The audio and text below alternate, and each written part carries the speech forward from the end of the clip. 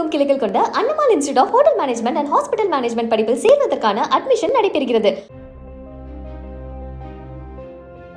ராணிப்பேட்டை மாவட்டம் ரத்தினகிரி பகுதியில் வசிக்கும் சித்ரா என்பவர் உடல்நல குறைவால் வீட்டிலேயே முடங்கியிருக்கும் கணவர் மற்றும் மனவளர்ச்சி குன்றிய 3 குழந்தைகளுடன் அவதிப்படுவதாகவும் தனக்கு தமிழக அரசு வேலைவாய்ப்பு ஏற்படுத்தி தர வேண்டும் என்றும் கோரிக்கை விடுத்துள்ளார்.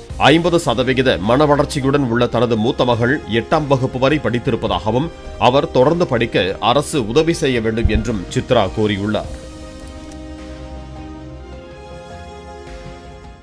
என் பேர் சித்ரா. நான் ரத்னகிரியில இருக்கிறேன், ராணிப்பேட்டை மாவட்டத்துல. எனக்கு 3மே மாற்றுத்திறனாளிகள். எங்க வீட்டுக்காரர் பேரு சந்திரமௌலி.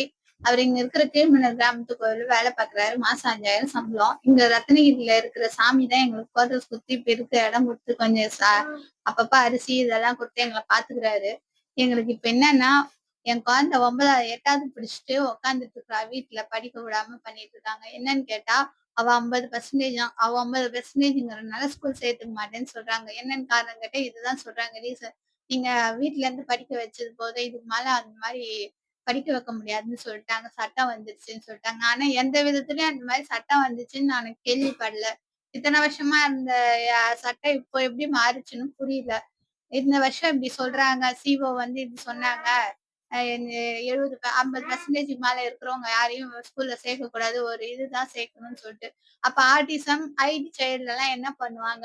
3 மாற்றுத்திறனாளி குழந்தைங்களை வச்சுட்டு நாங்க வேலைக்கும் இல்லாம வீட்டுல உட்காந்து, சரி நாளைக்கு நாங்க குழந்தை படிச்சாலாவது அந்த பொண்ணுக்காவது எதுனா வேலை கிடைச்சு எனக்கு உடம்பு நாளைக்கு நாங்க எதுனா ஒண்ணு ஆயிட்டோம்னா என் குழந்தைங்க 2 பேரும் காப்பாத்துவாங்கன்ற ஒரு ஆசையில தானே படிக்க வைக்கிறோம்.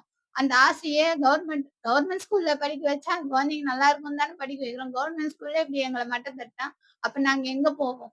எங்க போனாலும் இந்த மாதிரி கிடையாது. அது மாதிரி கிடையாது. மாற்றுத்திறனாளி ஸ்கூல்ல சேருங்க. மாற்றுத்திறனாளி ஸ்கூல்ல எங்களுக்கு பக்கத்துல கிடையாது. நாங்க 2 பஸ் ஏறி தான் 2 இடத்துலயும் போனோம்.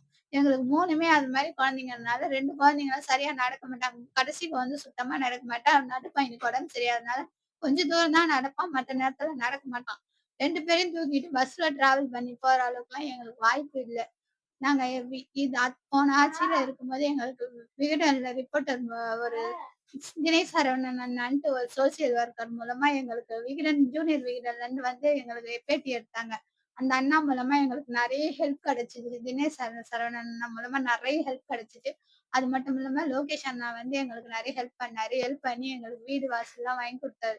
இப்ப அதெல்லாம் இருக்கு. இப்ப சாப்பாட்டுக்கு உண்டான வேலை வாய்ப்பும் குழந்தைக்கு படிப்பும் இல்லாம உட்கார்ந்துட்டு இருக்கோம். தமிழகமெங்கும் கிளைகள் கொண்ட Annamal institute of hotel management and hospital management படிப்பில் சேர்வதற்கான அட்மிஷன் நடைபெறுகிறது.